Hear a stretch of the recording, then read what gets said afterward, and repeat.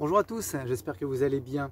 Aujourd'hui, je vous emmène en balade. On va faire le tour du potager pour voir où nous en sommes sur les différentes parcelles en cette mi-juillet. Pour démarrer la visite, on va se faufiler sous le noyer qui est blindé. Et on va arriver donc sur la fraiseraie. Fraiseraie donc en bac surélevé. Alors cette année, on n'a pas encore fait de grosses récoltes, mais ça ne serait tardé puisqu'il y a de la fraise en formation. Ça commence un petit peu à rougir. Et alors pour les variétés, on a deux variétés de fraises. On a de la Marat des Bois et on a de la Anaïs.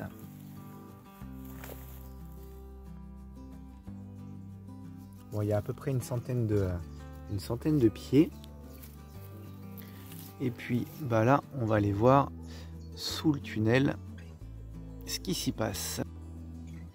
La fraiseraie est juste là sur ma gauche. Sur le côté, il y a un magnifique kaki. Et puis donc sous le tunnel, bah, ça suit son cours. Il y a donc de l'aubergine, ça y est, en formation. Là, c'est de l'aubergine blanche. Là aussi. Là, il y a de la Little Finger en formation. Les tomates andines cornues avec de super spécimens. Il n'y a plus qu'à attendre. Mais bon, pareil, on en salive déjà. Alors, j'ai pu voir aussi qu'il y avait du poivron en formation. Ça, logiquement, c'est un poivron chocolat. Il y en a un autre là. Voilà. Et puis les petits piments d'Espelette. Pareil, ça suit son cours. Visite sous haute surveillance avec la Miss Naya. Alors juste devant, là, on a une petite zone de courge. C'est pas la plus belle, hein. On en a une deuxième un tout petit peu plus loin qui est grandement plus belle que celle-ci, mais on a quand même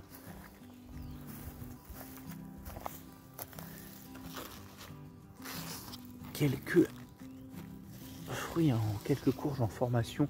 Alors pour les courges, hein, on fait qu'une seule variété, la longue de Nice, puisque bah, on garde nos graines, et donc pour éviter l'hybridation, on ne fait qu'une seule variété de courges.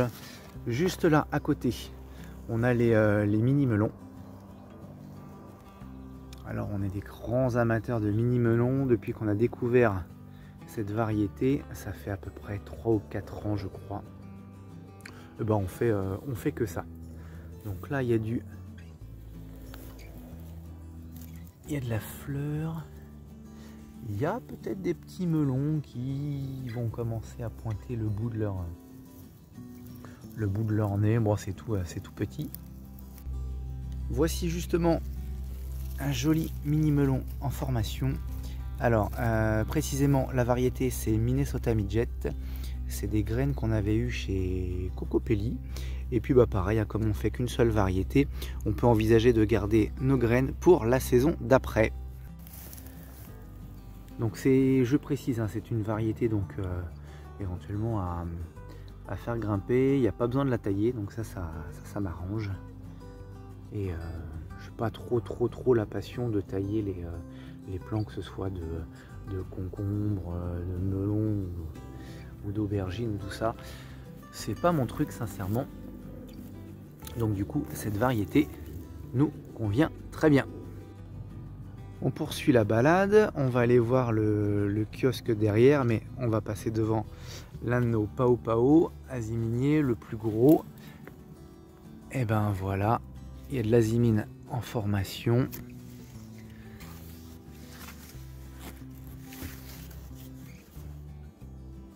Ça suit son petit bonhomme de chemin.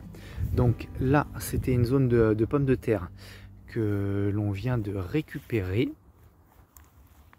Du coup, il y en a une qui en profite. Voilà. Ici, ce sera soit des courgettes prochainement, Ouah, des choux.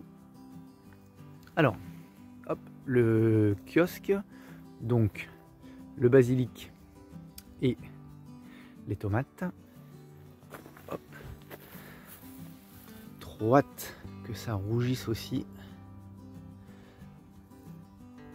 Et le basilic, bon, on a commencé à bien taper dedans. Je vais vous emmener voir derrière le kiosque. Là, on l'aperçoit. Juste derrière, on a le bac surélevé, un autre bac surélevé avec les patates douces. Nous y voilà. Dans ce bac, on a planté donc 4 plants, un à chaque angle, 4 plants donc de patates douces dans du compost maison. Alors les plants sont super vigoureux.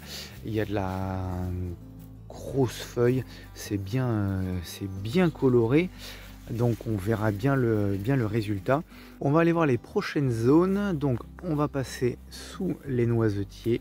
Voilà, ça c'est un endroit où on apprécie bien se poser de temps en temps. Alors c'est soit le bureau, soit la salle de pause en fonction de l'humeur du moment. En tout cas, c'est l'endroit au jardin où on a la clim naturelle. Là-bas sur le côté, on aperçoit la zone de compostage. Ici, le compost, c'est à grande échelle. Et du coup, on enchaîne. Alors là, on a une bonne longueur de pommes de terre. On est à gauche du tunnel à légumes du soleil. Et là, en parallèle des pommes de terre, on a une longueur de courge qui n'est pas la plus belle. On va aller vraiment voir après la plus belle zone qui est derrière encore. Et là, on arrive sur les courgettes. Les courgettes, donc là sur cette zone, on a 6 ou 7 plants. Et alors juillet, c'est plein pot pour les récoltes de courgettes. Donc on y passe régulièrement pour récupérer ce qu'il y a à récupérer. On a quand même relancé quelques semis de manière à ce que quand ces pieds vont s'épuiser, on puisse en avoir d'autres qui prennent le relais pour manger de la courgette relativement longtemps en saison. Et là, on est donc au niveau de la deuxième structure à tomates. Ça évolue bien. Éventuellement les Dancing with the Smurf, alors, qui commencent, voilà, à rougir. Donc les Dancing with the Smurf seront peut-être les premières tomates arrivées à maturité pour la saison 2023. Au niveau des variétés, donc à chaque fois on fonctionne par 3 plants. Donc on a la Grégory Altaï, la Rose de Berne,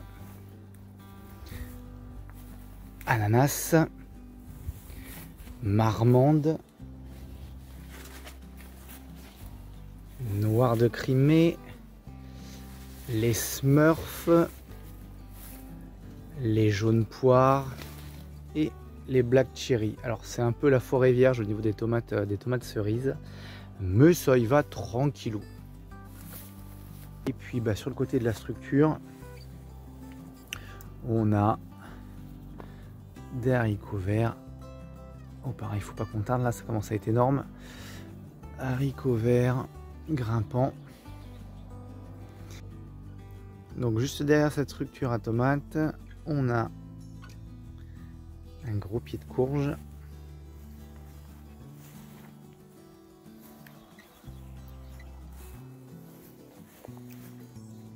Et les concombres juste là. Alors on va aller voir. Mais c'est pareil, les concombres, et on va pouvoir cueillir, je pense, les premiers. Parfait. À chaque fois les concombres, c'est la chasse au trésor. Mais voilà, bingo.